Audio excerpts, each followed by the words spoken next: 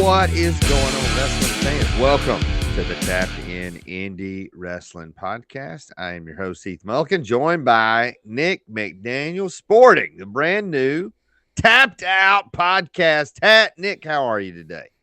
Good, man. Yeah, I thought about selling these. What do you think, man? That would be I want to buy one.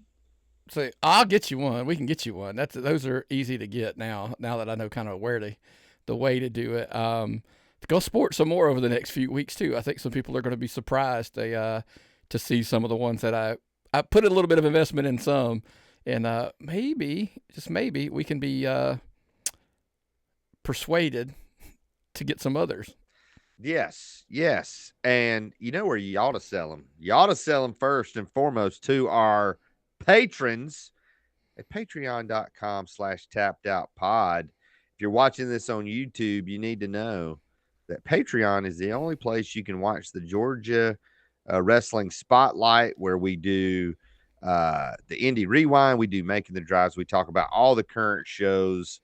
It's totally free. Sign up for free.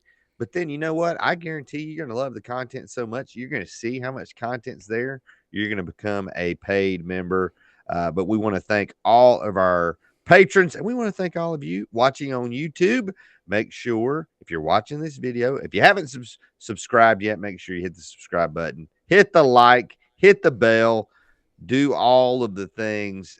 Nick, there is a lot going on in wrestling in the world. So let's jump right in. The Royal Rumble was this weekend, and there were definitely mixed reviews on that. But the big announcement that happened was WWE Evolve is now going to be on Tubi. And when we were messaging back and forth, I was trying to like wrap my head around this. And I think people should understand this was not just some throwaway announcement. No. This is a really big deal. How do you think, just off the top of your head, just like initially, how do you think this may change some of the indies? Well, so let's do a little back history. So, like, and I know you are, and I'm setting up the question here. Yeah. So, like, how familiar were you with the original Gabe Sapolsky Evolve? Like, did you ever go to any Evolve shows? Did not go to Evolve shows, but streamed some Evolve shows, got some Evolve DVDs. Evolve, a lot of my knowledge from Evolve came through some relationships at PWX, because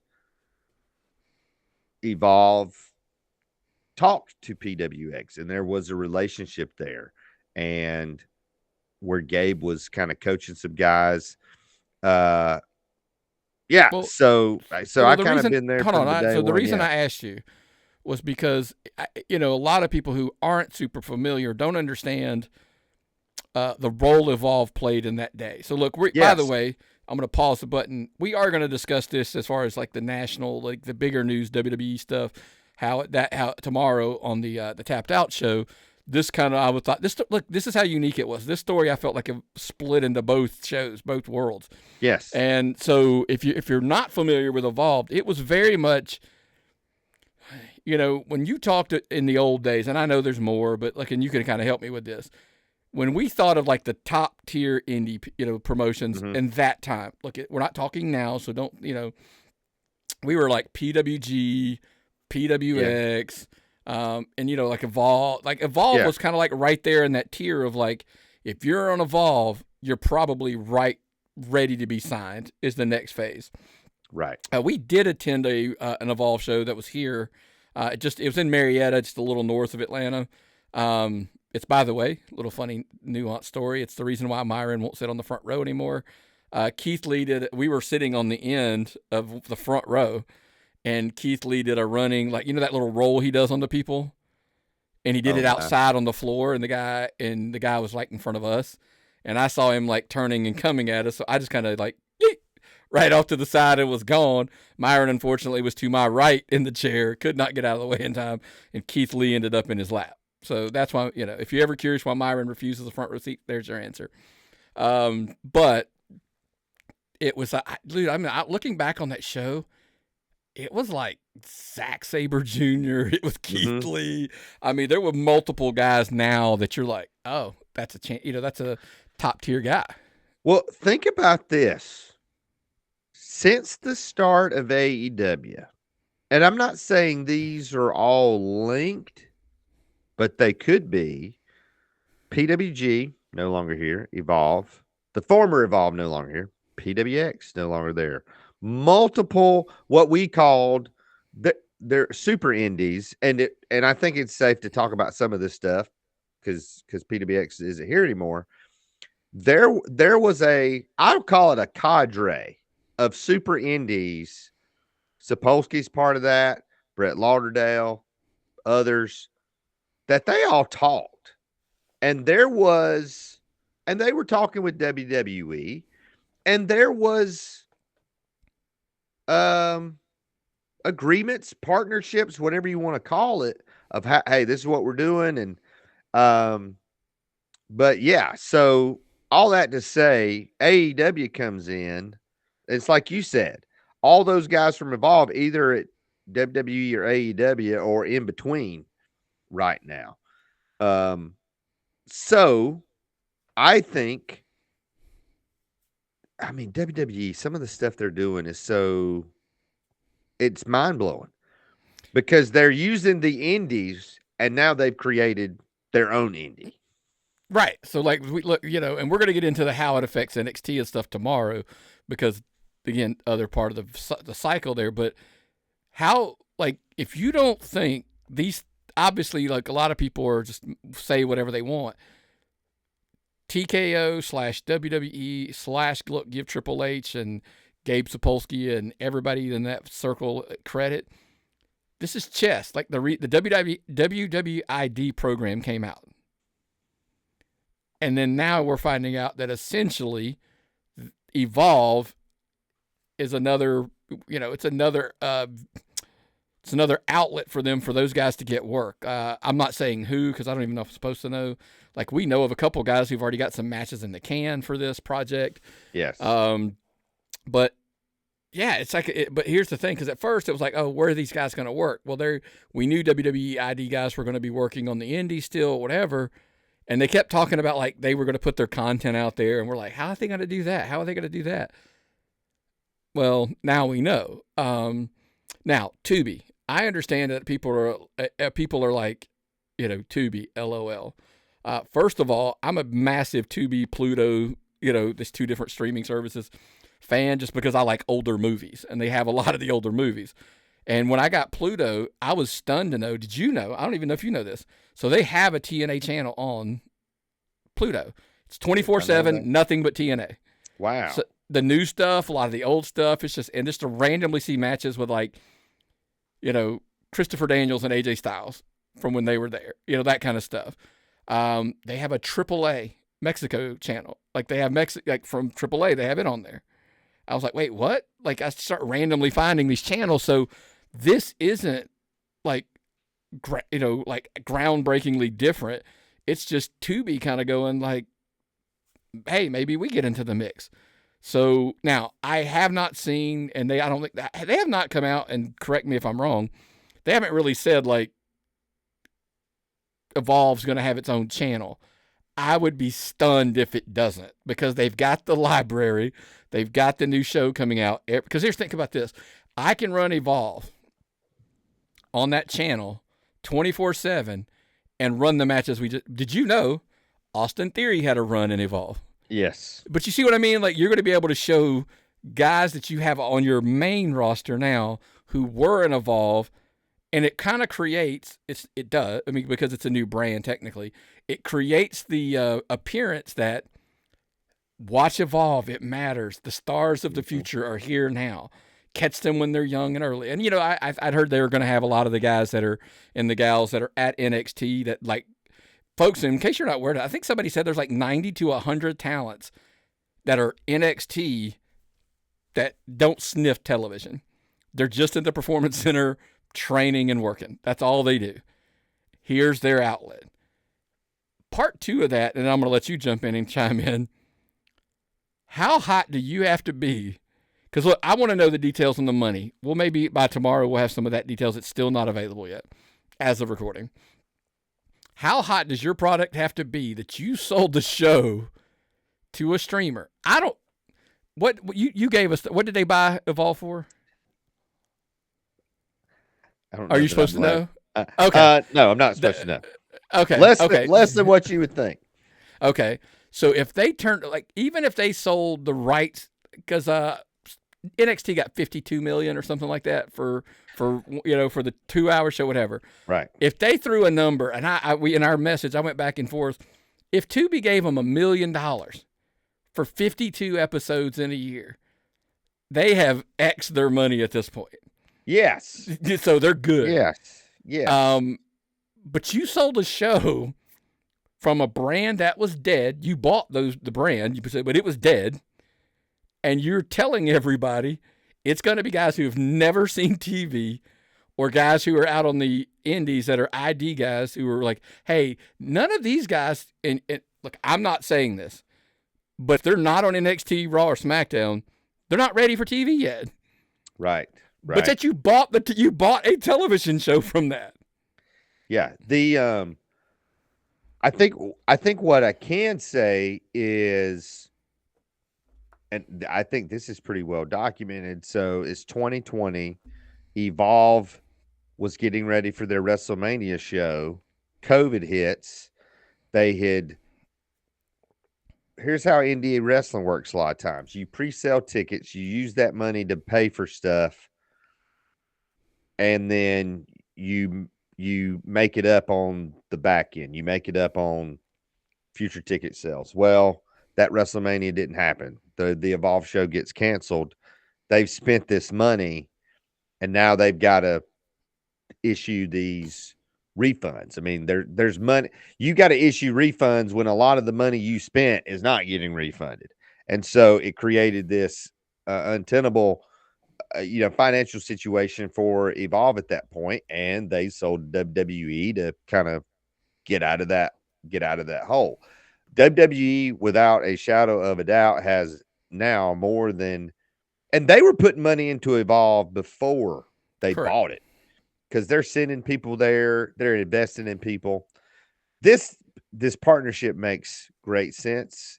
I think they've got Gabe Sapolsky now. I think it's on the right seat on the bus, because he doesn't have to worry about a lot of the business side. He can just kind of book and train and do all the good stuff. And look, he's going to have all the help from the people clearly that are in the program down there. And here's the great thing. This is my take, and it's probably the wrong take. Don't worry, Gabe. Don't worry about the money. It's not even an issue. Yeah. We're going to take care of the payroll part, so you don't even have that problem. Just run the show. And if they're filming these at the PC, there's probably no ticket sales, stuff that you're not worried about, like selling tickets or anything like that. Like, no, your job is to get these kids ready, or grown men and women ready, whatever. Like, get them ready for the next stage. That's it. Like, what a job. Like, if you cared about training and the next generation coming up, it's a great job. Yes. Yeah. And so this is good. This is good for everybody. Let me ask you this. I know we need to move on to other things. Are we now there was a season 80, maybe 82 to 84 before the first WrestleMania, where Vince was poaching, he was poaching talent from all the territories, but he hadn't quite moved into put the other territories out of business mode. And it feels like that's the mode we're in. It's not necessarily a poaching talent, but they're not trying to put anybody out of business. They're trying to kind of have the best of both worlds. Hey, this helps us. This helps you. You run your show where you're fine. You're not even affecting us. You're running in, Noonan, Georgia, and Canton, Georgia, and Greenville, South Carolina. And even in a more so to the reverse to your answer is because WWE ID talents are still going out onto the indies And it kind of, look, I don't know this. I had a debate with this about this with somebody, and you can argue this both ways. How much having a WWE ID talent on your show helps you? I don't know that it does, but maybe. Does it help that guy get a? And the logic was he doesn't have to worry about his booking rate as much because he's getting his, or is he? Depending on his tier that we've talked about in the Patreon levels back in the archives. But does it get this guy more money because he's an ID talent? I don't know. But at least here's the thing: at least they're going go out and work the indies. They're not doing the reverse where they're like you're ours and you can't go anywhere else. Right. I don't think any promotion's logo on a poster draws anybody. Like when you have the as seen on, I don't think that sells. Somebody can have statistics to prove me wrong. I don't think it sells any tickets. I don't think, oh, this is a WWE ID guy. I mean, I think if you see, oh, that's this guy, I think it depends on the talent because two shows could run and both have a WWE Hall of Famer. And I've been on shows with WWE Hall of Famers that drew less than 100 people. And then I've been on other shows that drew hundreds of people. Yeah. So I don't think any of that matters. This is exciting. And, this is another avenue for you and I to keep now we've got to keep an eye on Evolve on Tubi because if a Georgia guy's on there, we want to report on that. And tune in tomorrow on the Tapped Out podcast when we discuss the announced date and time, the day of the week and the time that it was announced that this show will air live, or it won't be live. Obviously, it'll be a tape product, but it'll still be. Because here's the thing: if they're filming that thing in the PC, how many spoilers really get out? Oh, right. What's the date and time? I didn't even hear that. Wednesday nights, 8 p.m. Oh my. Okay. Now listen, we're going to have that debate, and I know what everybody's reactions is. I think it's in areas that it says more, and in other areas I don't think it matters in the least. That's a different conversation we'll have tomorrow. So, correct. You and I, along with a lot of our fans, we're not just wrestling fans. We are sports fans, and I was up late Saturday night. I was on a work trip. And I'm getting, how you're in the bed and you're scrolling your phone, and I'm scrolling through my phone, and it pops up on Twitter that Luka Doncic has been traded for Anthony Davis. Okay, we're gonna hit pause for 30 seconds. Okay, yeah, we're Heath and I are about to have a couple minutes where if you're not a basketball fan, hit the fast forward thing on your thing for about 30 seconds for a couple times. Yeah, because we are gonna dive into this as a hair, not a lot, but a hair. Because I got a text from a mutual friend, a friend of the show that really knew, kind of right before it happened, and then boom, out of nowhere, it was like, holy, Toledo, Ohio, and I was like, what? I'm like getting that text that late, my phone lights up, I pick it up, look at it, and I'm like, no way. Right. I thought it was a lie. I thought it was a spam account. I thought, what in the world? Then you start Googling, and there's nothing really out there. People thought that it was the guy was hacked when he made the announcement. He was like 100%. He had to retweet again, like, I have not been hacked. Like this happened. Yeah. And even, that's now 3 or 4 days ago, and the fallout and the conversation of this, the fact that this did not have any leaks. This just does not happen anymore. And I have a lot of takes on the ramifications of this trade. Hey, you want a conspiracy theory? We got some time. Well, I'll rabbit hole this because I have listened to multiple podcasts with guys in the know that are NBA guys. By the way, I'm not the biggest NBA watcher. Right. But I'm just like all things business junkie on sports. Yes. So I watch a lot of that stuff. And they're guys going, this makes no sense whatsoever. Right. Business sense for the Lakers in the NBA, it makes a lot of sense. Yeah. the Los Angeles Lakers franchise is worth $7 billion. Having Luka, who's going to go from number 6 in jersey sales to number 1 in jersey sales, if he hasn't already, opens up an entire region of the world's market to the biggest market in the United States, and could add potentially billions of dollars of value to the Los Angeles Lakers. My conspiracy theory is we're seeing something in the NBA where I think this, whether they intended it to or not, I think this is sending a message to players that you aren't in charge, that we are in charge. Your agent is not in charge. You work for us. They're clearly sending a message to Jimmy Butler in Miami.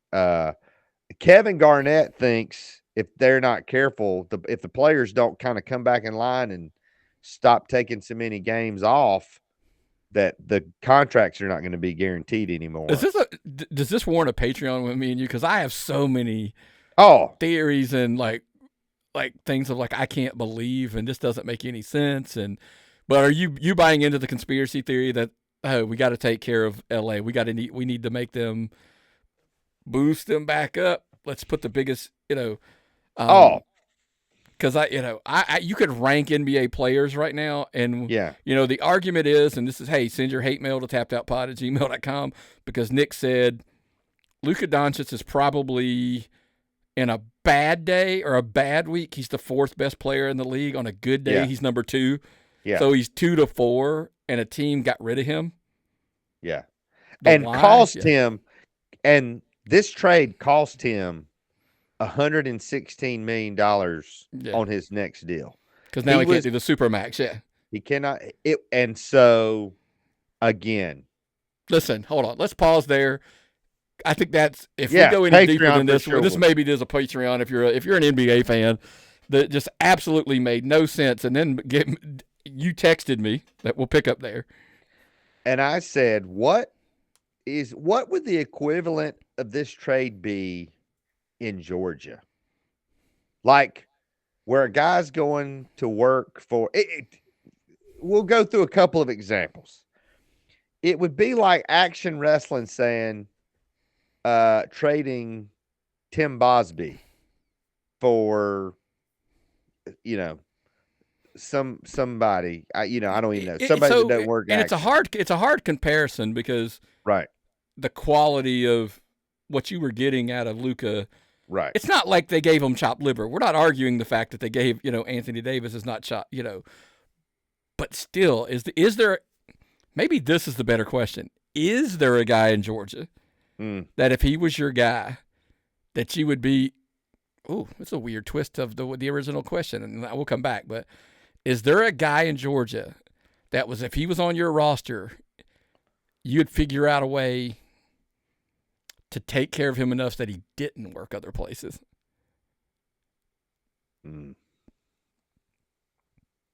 That's a very good question. Here's the thing too. When you look at the Mavs side of things, everything with Luka, there were no basketball issues. It's all off the court. It's not character, it's conditioning, injury. Oh, I have a good take on that. There's a good one on that. We have seen, even recently, there are certain lines you cannot cross in Indy Wrestling or you're done. You're out. And yes. And rightly so. Yeah, I was going to say, and rightly so. Yes. So again, this is just such a fascinating thing. To me, one of the examples, or one of the things I thought may be like, IWTV has obviously invested a lot in Cruel. He's been their world champion. He's wrestled on a lot of IWTV promotions. It would be like IWTV trading Cruel for somebody like Hunter James. Hunter James, who really doesn't, obviously some of his promotions are on IWTV, but it's not like the OG IWTV family of promotions. And again, Cruel, tremendous, a one of a kind talent. Let me be very clear about that. But also, a little bit older, and so you're trading that guy for a guy who's got the future ahead of him, a guy who nobody questions his talent, a guy who everybody thinks, man, the future's unlimited for Hunter James. So I guess at another twist of way to look at this, man, you've turned every little thing into a different idea in my head. Sorry. Is there a time that you're, as a promotion, you're sitting there with your champion? He's a staple at your promotion, but now look, wrestling age and basketball age are two different things. Basketball, right. You kind of peak 27, 28, 29, 30. Like that's your peak, quote unquote. That's what they say, whoever they are. In wrestling, I honestly, people think I'm crazy when I think you're in your peak, probably closer to 31, 32, 33, because everybody's like, why? Because now you're still physically, you still got it enough that you could do everything, but you've also got the experience and the know-how to kind of implement those things in the correct way. A lot of times, with all disrespect, 23 and 24, like they know how to do everything, but it hasn't clicked in their head yet. So they're doing it like they only know 100 miles per hour, doing every move they can get in and all that kind of stuff. Right. But so my theory where I was going with that is it would be equivalent of, even if it's just one promotion. Now, we're not talking multiples trading here. One promotion saying, I get it. We have a guy who's 35. He's been our promotions champion multiple times, staple at our promotions. But then they turn around and they look back and they go, but that Hunter James kid, I know we keep using him, because he's on the young side of like, hey, but if we make him our champion, he's, got a longer run in him than maybe that's it. Now, that may not be accurate, and nor could this trade. That's a whole other conversation. Right. But that's maybe, part of it. But can you imagine if Hunter James went from working for all the promotions he works for in Georgia to working more of these national IWT, like basically if Cruel and Hunter James switched schedules, and you could drive to Royston, Georgia, and see Cruel in You'll be able to, coming soon, you'll be able to see Cruel in Atlanta. That's actually in Watkinsville and Atlanta. Oh, nice. So we'll cover that on the spotlight. Yeah, the whole thing it was just kind of like I just saw that trade. I'm like, what in the world? Dude, maybe a better analogy would be trading a Carolinas guy for a Georgia guy. Could be. Hey, look, if we're getting carried away, the other analogy would be, how about eventually, because here, look, we talk about, we're going through the Ricky Starks issue, the Ray Phoenix issue. We've had guys in WWE not happy with their deals, want out of their contracts, blah, blah, blah. Happens all the time. It's just, and we always talk about this guy's not used correctly, or he doesn't feel like he's being used properly. What if AEW and WWE just figured out a way, look, we get it. It is what it is. But what if they figured out a way to trade guys? No, seriously, think about that. Remember, so they had, for example, when Bryan Danielson was under contract with WWE and he wanted to wrestle, and WWE's like, nope. And he's just like, so I just got to ride out my contract or whatever. What if they reach out to AEW and say, hey, look, you've got this MJF kid. This analogy works really a lot better. Yes. And say, look, Daniel Bryan, you absolutely love Bryan Danielson. You would love to have him tomorrow. Mm-hmm. Let's just swap players. You give us MJF. You give you Bryan Danielson. You work out your contract extensions and revamp with him over there. We're going to allow you a window. If we can do this trade, we can talk to those people, negotiate a new contract, and you terminate theirs, I'll terminate ours, and we make this swap, and everybody's happy, and we can use them both from day one. Next week, they could both be on TV after the trade because we both feel like we benefit and we walk away from it.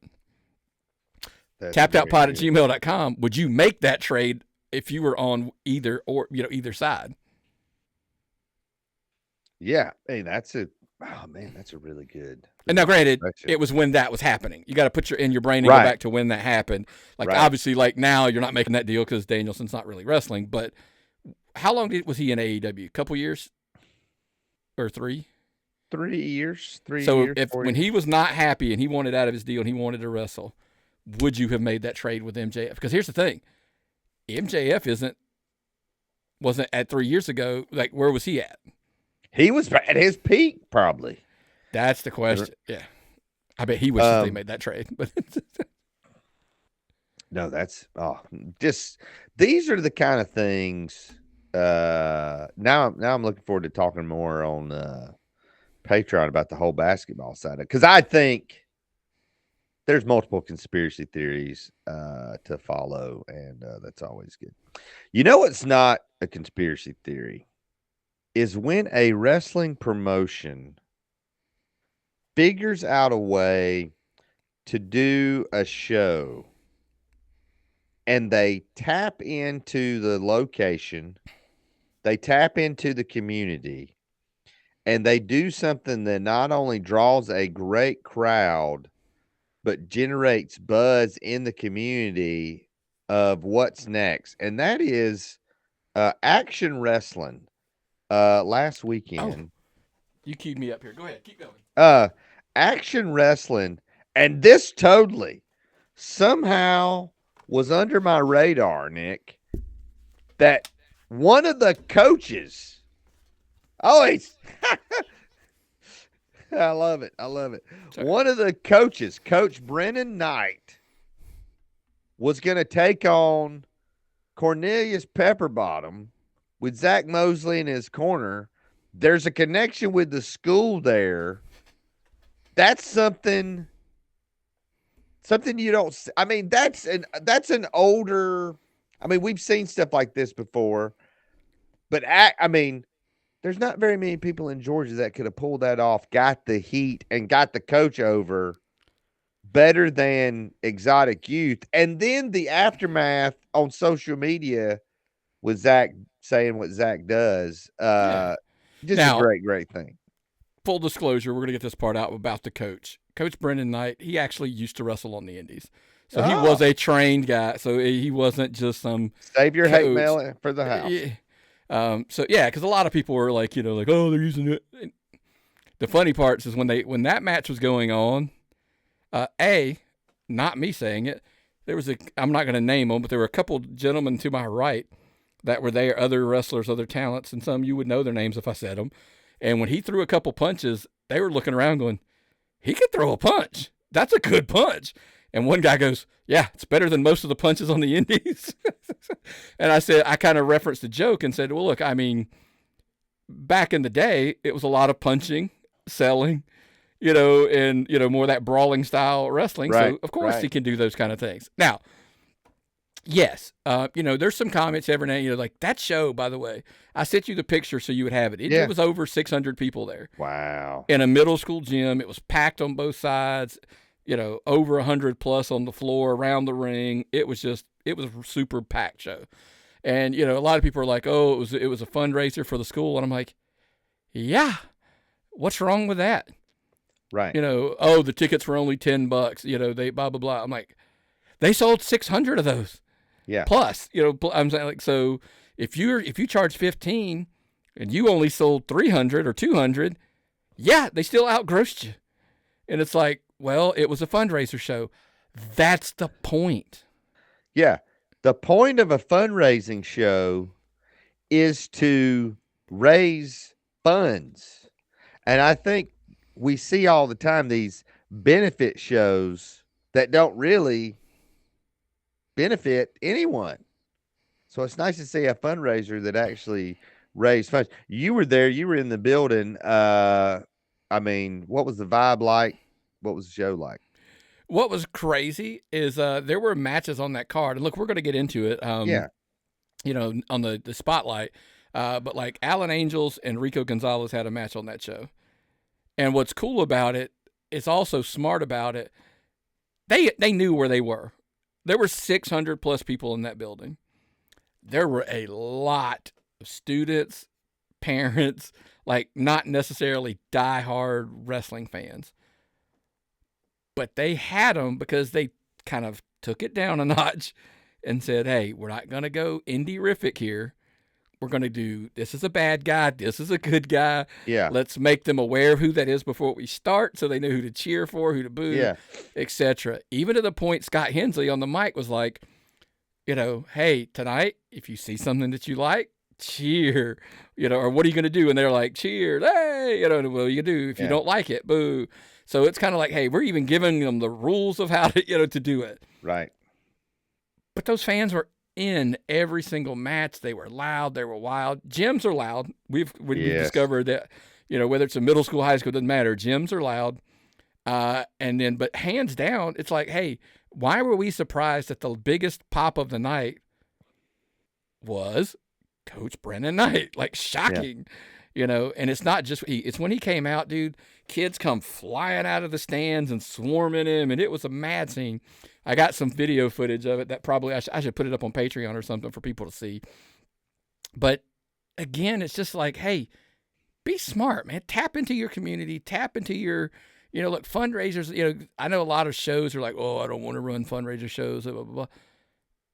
There, every now and then, how about do something for the community and generate that kind of buzz?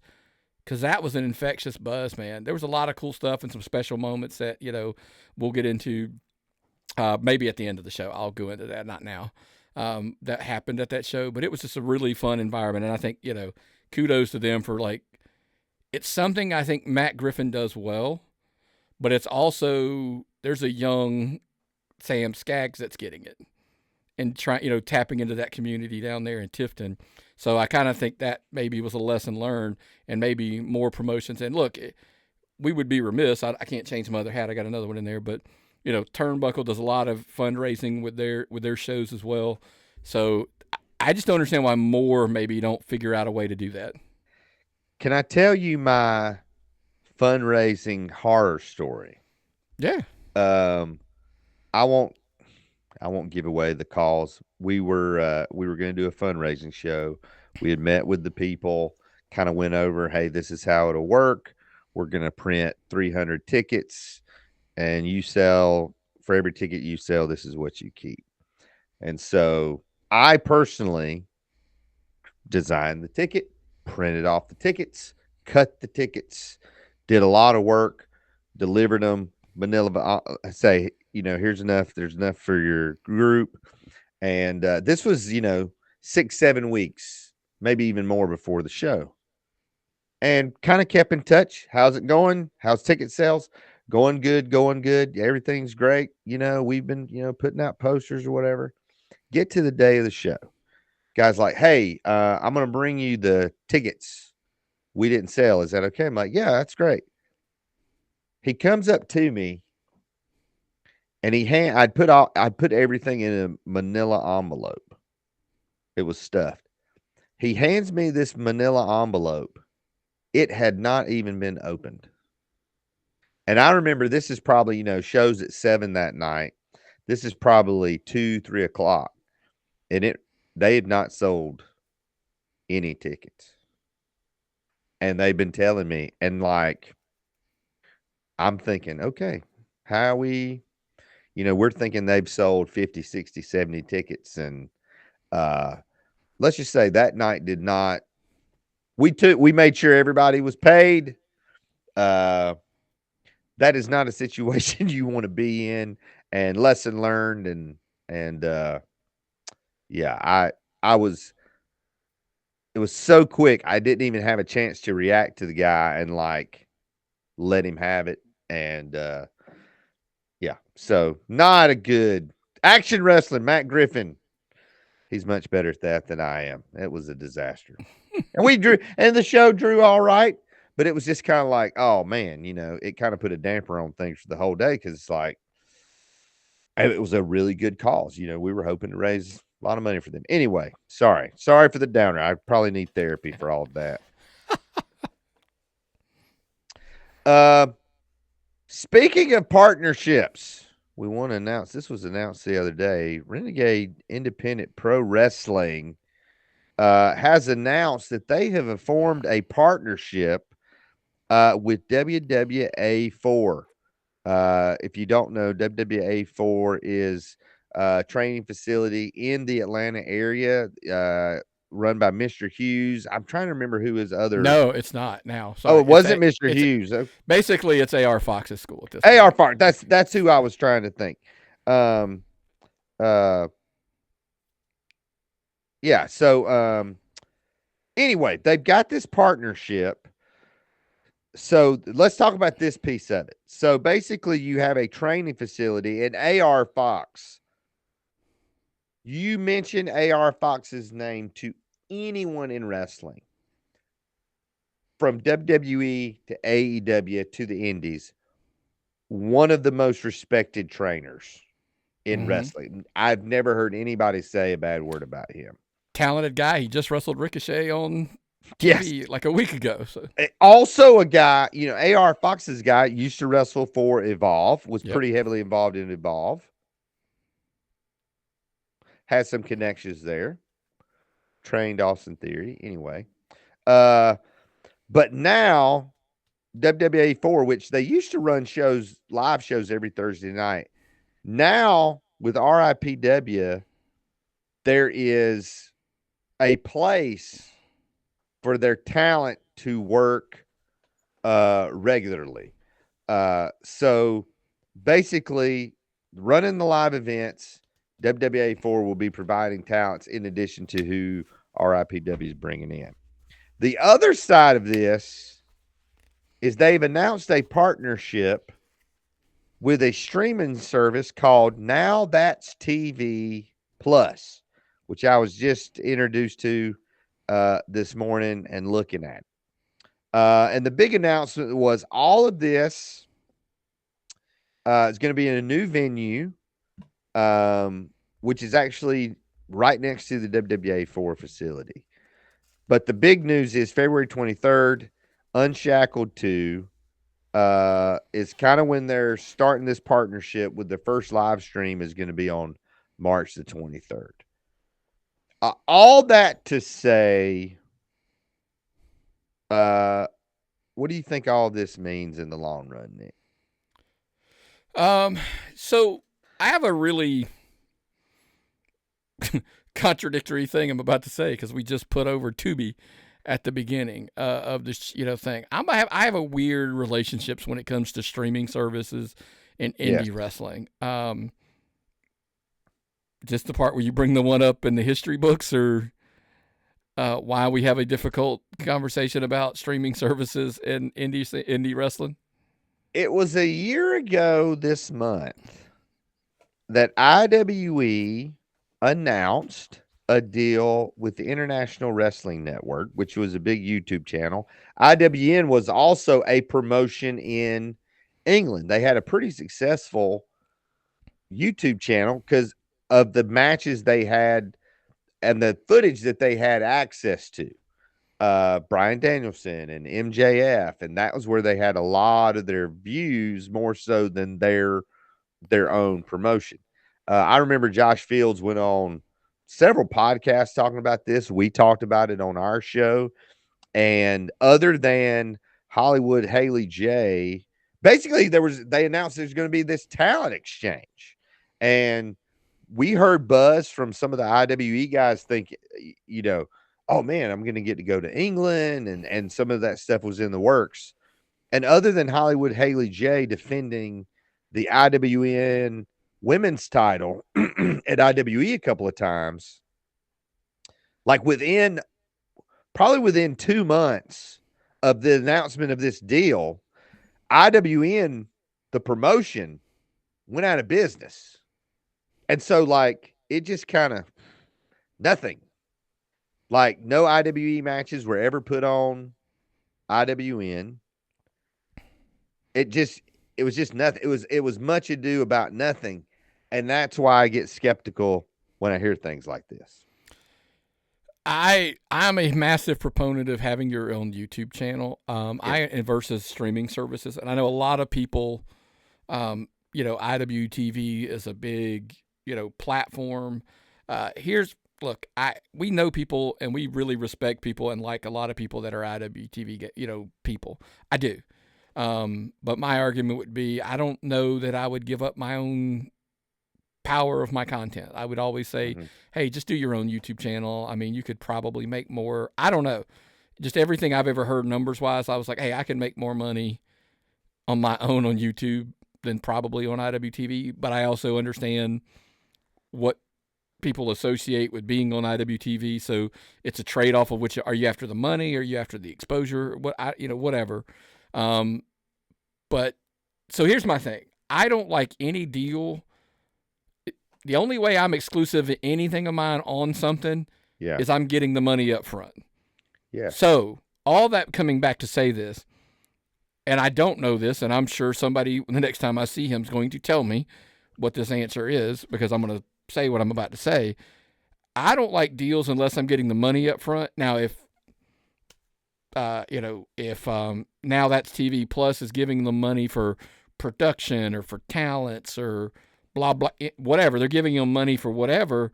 Hey, I'm on board, man. Try it, give it a whirl. If they're not just theoretically investing you, if they are literally investing you financially, now that's a deal. That's the way I look at things. That's a deal. So if they are, kudos to them, and hey, do it and give it a whirl and see what happens. Because look, it's a positive thing if everybody's excited, everybody's motivated, and everybody's running with it. All the opportunity in the world. But it's like, I don't know, what does that even mean? Like, so that's the streaming deal part. The thing with the WWA4 deal partnership, like, I get that. I honestly don't know why more promotions don't do that. I mean, like, we know, like, obviously, listen, we get Turnbuckle has a relationship with a school. Yeah. More and more. But I'm like, dude, find a local school or something that's got some pretty good talents that are needing more work. Feed off up. And by the way, there's one school that we keep talking about. I've referred, like, hey, they have plenty of students you can pull from. You ain't got, if you wanted to do a match on your show and you're like, hey, I just need somebody to come in, like, literally, I need a squash match to make a guy a monster. Hey, hit the school up and see if we can get somebody that's ready, to bring them up just for one show, squash them, move on. You know what I mean? Like, stuff like that. Like, worked out that partnerships. They exist, so it's not really a new thing. Yes. But I am excited that those kids now kind of have a quick, like, hey, this is kind of where we can go. The problem is how many kids are in the school, how many spots do you have? Is it a backlog of, talents getting that opportunity? So we'll see. Partnerships and all that kind of stuff. When I hear partnerships and deals and stuff in indie wrestling, it always kind of makes me skeptical, even if I shouldn't be. Yeah. Also in April of 2024, IWE announced a weekly TV deal with Genesis TV, which was on Roku, Fire Stick, and Amazon Prime. They announced that on social media. I never saw anything like. Here's my question for this. Now that's TV Plus. How effective, if there's no other wrestling on that channel network, how effective is wrestling going to be on a network that's not geared toward wrestling fans? It's not sports. There's certain types of entertainment on this channel. Are they naturally going to switch over or watch wrestling? That's it. Is it the target demo? I mean, that's the question. Is it actually going to help drive the traffic? Is it mutual? Are you the driving force to drive a new demo, or are you trying to attract the current demo? All of those things matter, and that's again why when we say what we say, it is what it is. Yeah. Again, maybe we finish with this. Kudos for like hustle and trying new things, and maybe RIPW, maybe now that's TV Plus. Maybe they're saying, hey, we need to expand our content. We need to, we need a more variety of content. And we want to move into this, um, and RIPW could kind of be their flagship show on there. Um, I would say on the back end, are there places to watch our RIPW now? Are they on YouTube? I think maybe. Maybe I would have to look. I'd have to look and see because I've got them all in a spreadsheet. I just can't off the top of my Because head remember. I mean, pushing out a live wrestling show is not easy. There are so many things that can go wrong. You got to have the cameras, you got to have an internet connection, you got to have the commentary stuff. I mean, I got all the stuff to film a show, but if you ask me, can you do a live show? That's totally out of my realm of expertise right there. I'm curious because it says it is available on my. So the app is available on my. It's on Apple TV, by the way. It is. So, and correct me if I'm wrong. I'm literally reading it off of the site. So it says the subscription is offers a monthly subscription for $5.99, gold subscription for $7.99. Have no idea what the difference is because it's not in front of me. So if it's only available, there's really not a ton known. I mean, let's be it is what it is. Anyway, more. This is the initial announcement. What's making an initial announcement is easy, but what we need to see more of in indie wrestling is follow through. And listen, we're gonna know pretty quick because one of the other bold moves of them is they're literally running. I probably shouldn't say it, but February 23rd they're running head to head with AWE like 5 minutes down the road. So, and it's going to become, is this the next, you want to talk, hey, we always love it when there's button heads and there's things, there's conflict or whatever. So here we go, 5 minutes apart, same day, Cruel, Rhino over here, AJ Francis, Carly Bravo over here.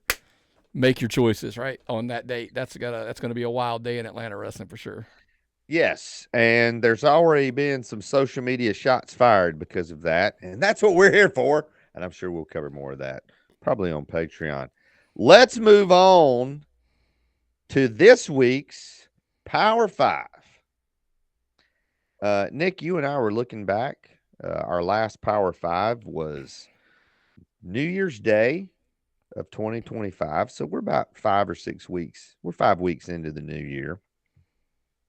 Some new names on here, some names that have never been on the Power 5 before. These are in no particular order. Let's start with the names you've heard before, and it's somebody we've already talked about on this show. We continue to talk about them, and that is Action Wrestling and Matt Griffin. They continue to put on great shows. They draw great houses. They create good buzz. They just continue to kind of plug along. Matt Griffin got shut out at the Georgia Wrestling History Awards. But they keep on a trucking and doing their thing. And that crowd in Noonan didn't seem to care or know about the awards. Not in the least. Go out there, put on a great show. Look, 1 week he's telling, stories. Like he literally is telling some of the, really good stories week in, week out. Then he goes down there to, like you said, goes to Noonan, puts on that just phenomenal show there where it's nothing but the casual show for that casual audience, does a phenomenal job. Oh, by the way, announces he's back in home in Tyrone, February the 28th. And guess what? We're just going to throw the infantry out there. They're going to be there on that show. Tim Bosby, Adam Pre, on and on. And, you know what I mean? Like, hey, just another regular show at Action, right? That's right. That leads into another name that has been on here before. One half of the infantry, Carly Bravo, who just continues to be everywhere. He was most recently a Southern Fried. He's one half of the Southern Honor Tag Team Champions. Nightmare Factory Tag. I mean, Carly Bravo's everywhere. He has been as big a part of the resurgence, the return of Atlanta Wrestling Entertainment as anybody else. And And it's not just the hype, but putting on Carly Bravo's a young wrestler that continues to improve, and he is just on a tear in Georgia right now. Yeah. Here's my take on Carly Bravo. Best wrestler in Georgia right now, right? I mean, wrestler of the year. Some people look, clearly the statement was made. He's nationally signed. He doesn't count. He didn't get whatever. But if he remember me saying, like, if he counts, he's the wrestler of the year. If he doesn't, so be it. You pick your poison, whatever. But my bold statement on this,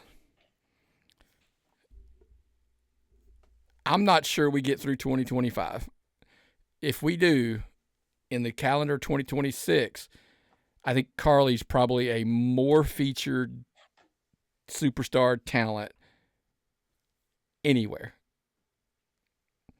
I'll leave it at that. Like if we talked about the trades and, you know, guys moving and bouncing around, I tell people, like, when he started his run there as the infantry, now he's with Shane Taylor Promotions. Hey, you're on the clock, AEW. AEW's on the clock. I don't know when his contract is. I try not to ask even people that I love, that I'm friends with. I try not to get into when their contracts are up and what they make, and I try to stay out of all of that.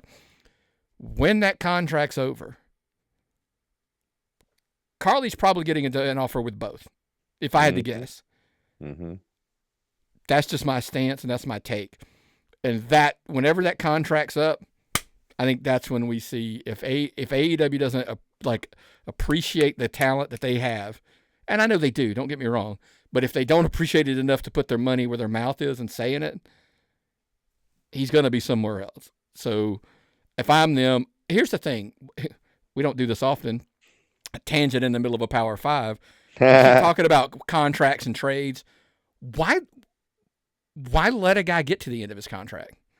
Why not be proactive like a baseball or like a basketball or a football and go, listen, let's tear up the one you have now. Let's go ahead and re-sign you for 3 years, 5. You do an extension on it more often. I know it's been done, but why not more often? Like, look, we get it.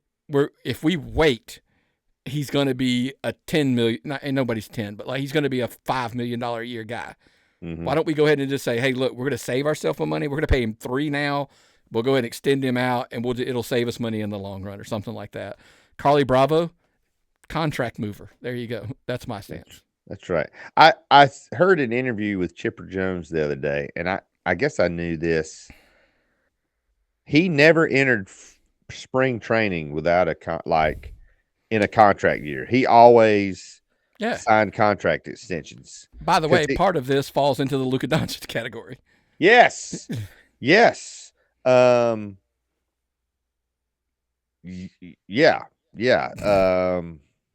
Oh man, I'm curious if I don't know. Wrestling, I do think wrestling contracts were kind of getting out of hand, and it feels like there's been a little bit of snapback. I don't know. Maybe I'm wrong about that. Another name, he was on the first Power 5 of the year and has done nothing to remove himself from that list. It's Alexander Lev. Since we put him on the Power 5 because starting a new promotion, had a shot at the NWA World Champion, and was in the mix with the viral tag team titles, and got a shot at Southern Honor title. Fast forward now, held his own with the NWA World Champion, had a good, successful first show, still got that shot against Joe Black coming up, and your 2024 Male Performer of the Year in Georgia. Yep. And he's in the next show in Viral. He's in the tag team title match, like officially, like in the match. They're in it. So everywhere, man.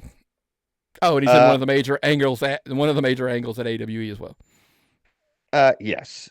So he shows no signs of slowing down, and may have a pretty firm grip on there. Someone who, when we first started this show, somebody who was on the Power 5 pretty consistently, out with an injury, and that was Bryce Cannon. Bryce Cannon kind of returns to the Power Five, but as part of Coastal Empire. Coastal Empire had a tremendous night. They had a tremendous year, but then were really kind of rewarded or recognized at the Georgia Wrestling History Awards, Promotion of the Year, Bookers of the Year, Match of the Year, Feud of the Year. The list goes on and on. They have shown just that they're here to stay and really building on a lot of success from last year. But definitely excited to see what's next from Coastal Empire. And again, Bryce Cannon is going to be coming back sooner rather than later, and he's going to be looking to knock Lev back out of the Power Five. Look, and this goes to show you one of the things we always talk about the categories that we do, the Power Five, the under, all that kind of stuff, is how fluid they are. And look, I say what you want. Plus, I did a whole Patreon on the awards. We did it and went a whole longer conversation, but they won. Yes. So look, it warrants the saying, like, hey, this episode, this Power Five, they absolutely, they shot up in the right there in that top five, crossed the board, like sweeping out tons of awards. Those guys should be proud of themselves and everything that they accomplished. And now look, we're rolling into February. How many more? How many more do you got in you? Let's see. And I know they got a show coming up here in a couple weeks. That what you just said reminded me of a thought I had, which could be a Patreon. In that, if you win the MVP in the NBA, it's normally during the NBA Finals, and then you got the whole off season. We had award season in Georgia. There is no off season. It's like we just went right back into the flow, and it's always, what have you done for me lately? And kudos to Zach and all those guys at Coastal Empire. They keep doing good stuff, and they've earned their place in our Power Five. And here's the last one. Multiple reasons I put this person in here, and that is Nagicism. Nagicism a few years ago had the vision, had the idea to do a live award show, to move from it's just a call-in show where we announce them on Tipping Point to now it's going to be an in-person dinner and a movie, red carpet. He has created a vibe. He's created an event. It's a really amazing thing. So kudos. He seized that opportunity. He created that opportunity for himself and did a great job with it. He had a trainee, won Rookie of the Year. Multiple people on his roster won awards, including himself, Technical Wrestler of the Year and Wrestler of the Year. It is clear, and again, we did a whole Patreon of this. It is clear there's influence in the awards or over the awards. And again, and Nagicism shows no sign of slowing down. It involved in some major feuds at various promotions and continues to run PCW there in Conyers.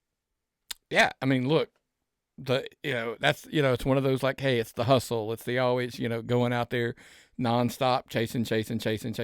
Whether it's Classic City, it's PCW, it's Southern Fried. He's about to have a match with Sour Naro for the Southern Fried Championship at the next show on the 15th. So you can kind of see, like, look, and any doubt that I had, it wasn't against him. It was about who I thought won, but he won. So again, you have to acknowledge, hey, he won these 2 awards and all of the other things that he accomplished in there. So again, the fluidity of the Power Five, he slides right in there. Yes, I don't even know. He is someone that obviously we have a lot of respect for him. He's a great wrestler and is involved in multiple promotions, doing multiple things.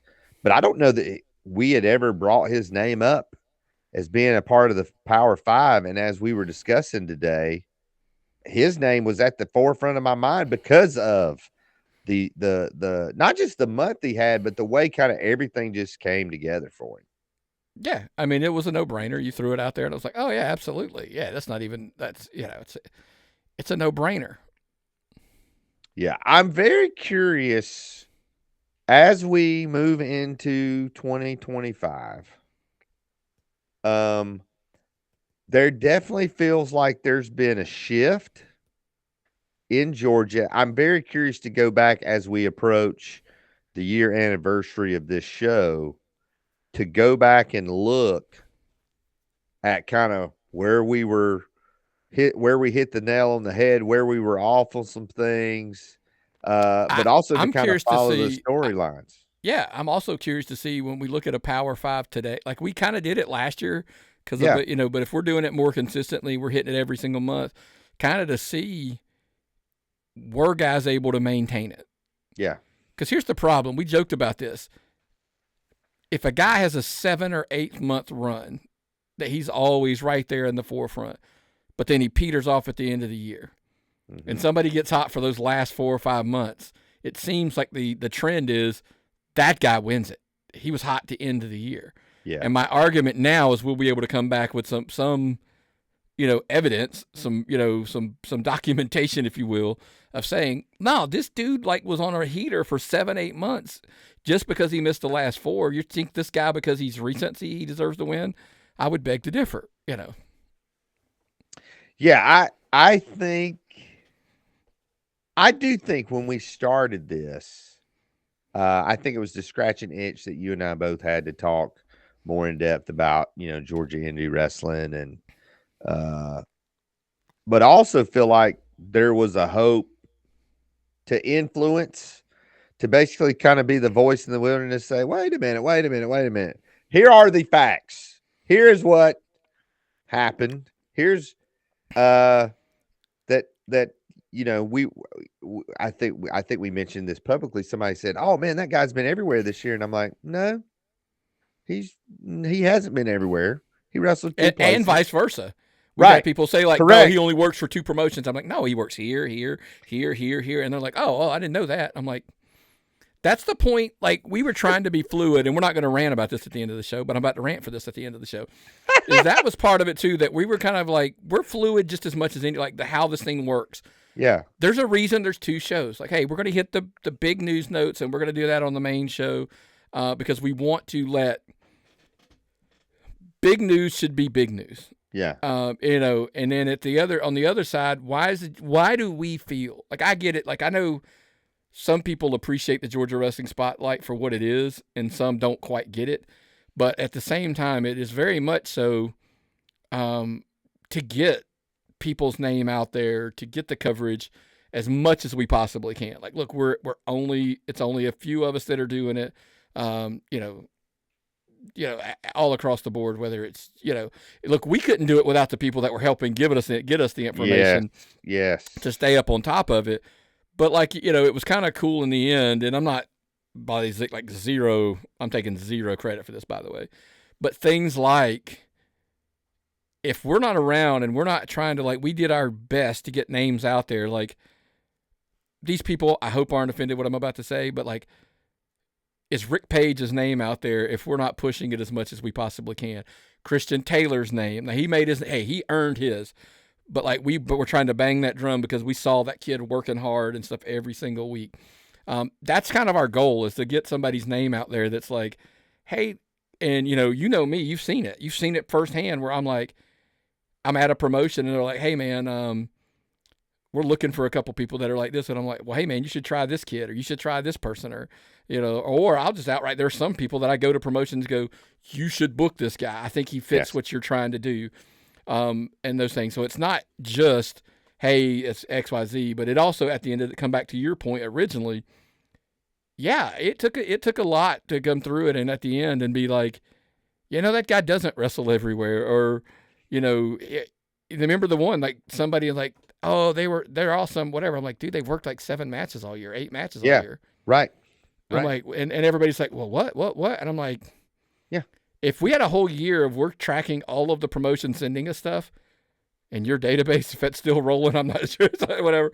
But like, those things will come to fruition to be like, no. So one, I go back to Heath's original challenge about building your own cage match for your promotion, cagematch.com. You should, so you can record all of your matches and stuff, and you can have links to them and where they're available on YouTube and all that kind of stuff. But here's another one. I want to say something like, I'll tell you something now. And listen, I'm not even sure we are any influence in this whatsoever. But I want to take we did a segment a while back about podcasts. Like Southern Honor has their own podcast with Brandon Gerard and Diana. Tip your cap. Viral Pro starting their own podcast. Yes. It launched today. Well, correct. As we're recording, yeah. That's the kind of stuff we're talking about of like, hey, help get your own name out there in promotions. Think outside the box. Look, I get it. Posters and, social media posts work and stuff like that. A lot of people nowadays are just audio and video, man. They don't consume anything in writing or, and by the way, on social media, they're going scroll. Like I'm going to ask you this and then I'm done. Yeah. I made a comment to myself the other day. I'm probably going to start promoting or sharing less posters because I find myself promoting the same poster like 6-7 times when they post it. And I'm like, it's just cluttering it. So maybe I reduce it back and share it. But I'm going to go back to that last thing we talked about. I sent you a screenshot. I did it for a promotion. I didn't post it because it's not my promotion. Where I was like, hey, here's the list of our current champions. And it was the pictures of all of their champions with their titles. And it said the championship and their name. And the link, by the way, I was going to link their name, to the post. And I was like, if they post that and they pin it to their profile, all they have to do is every time is go in there and just change the champions and change the picture in an edit. That's all they would have to do. And I was like, it literally took me 2 minutes. Right. There's a lot of low-hanging fruit that promotions are missing out on. I think what happens, and listen, this applies to my own life, so I'm talking to myself. Sometimes we miss the low-hanging fruit because there's a shiny object or there's something we think may be more beneficial to us. When the fact of the matter is, at the end of the day, it's consistency. It's not necessarily hitting grand slams. It's like every day getting a single, getting people on base, whether that's, social media post, whatever you're doing. And I feel like we need more promotions to do that. Like I said, what you just said, having your champions listed, but like if you didn't know anything about certain promotions and you started looking on their Facebook page, some of them, their own feeds are so cluttered. Like I'm just like, yeah, I don't even want to look at that. That's too hard. Like you have. By the way, I'm qualified to make this argument because I'm the guy digging through your Facebook page every week, trying to find your posters and who's on your matches. You are hurting. They're hurting their own algorithm. It's quality over quantity. It is better to have. Sorry, we're preaching to the choir now. We want indie wrestling to be great. We want it to be amazing. That's why we talk about it every week. And don't forget, fans, you want to make sure you're on Patreon and you get that free membership. Patreon.com/tappedOutPod is where you'll get the Georgia Wrestling Spotlight, the Indie Rewind, and Making the Drives. Nick, I know it was a big Royal Rumble weekend. Any other insight into what's heading up on Tapped Out this week? We obviously are going to probably go through a list of winners, losers for the Rumble, go over some of the Tubi stuff we talked a little bit about. Couple other pretty cool things that we got in the mix. So check them out for sure. And you brought up Patreon, so I want to bring up and I want to know we did get our writer back. He committed. He wrote a couple things over the weekend and released those. Some stuff like top 10, like I think it was like, I can't even remember off the top of my head. It was 10 or 15 Saturday night main event matches because, the week before the Saturday night main event happened. And then some of the top 10 winners of the Rumble that surprised us or most unforgettable, something to the wording of that or whatever. So that stuff's kind of coming back into the mix as well. So it should be fun, man. Lots of stuff. And that's why you should be a member at patreon.com/tappedOutPod. That is absolutely right. And more than being a patron, fans, The best way to support indie wrestling is to buy a ticket, buy merchandise, get out there, cheer your favorites, boo those you don't like, and maybe, just maybe, as you're at a wrestling show, you look around and we'll see you at the matches.